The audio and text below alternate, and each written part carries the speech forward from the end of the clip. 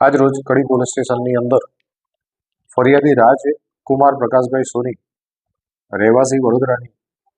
એક ફરિયાદ હકીકત નોંધવામાં આવી છે, જેની અંદર ફરિયાદી 2020ની અંદર એમને લંડન જવું હોય, કડીના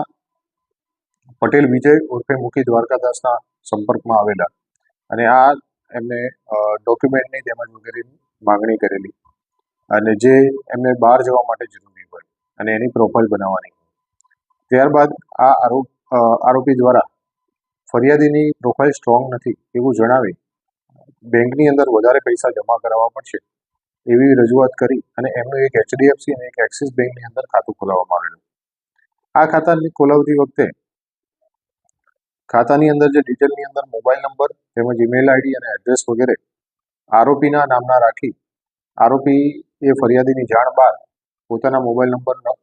રાખી તેના ઉપર OTP મેળવેલા હતા. ફરિયાદી ત્યારબાદ 2021ની અંદર લંડન ગયેલા અને ત્યારબાદ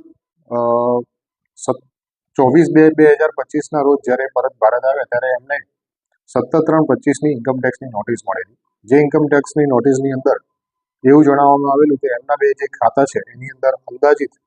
15,97,20,020 રૂપિયાની લેવડ દેવડ થઈ છે, જેના ખુલાસા એમને રજૂ કરવા માટે જણાવેલ. એ જાણ આવતા સદર ફરિયાદી દ્વારા પોતાના એ બંને એકાઉન્ટની વિગતો મેળવતા એમના જાણમાં આવે કે આ બંને એકાઉન્ટ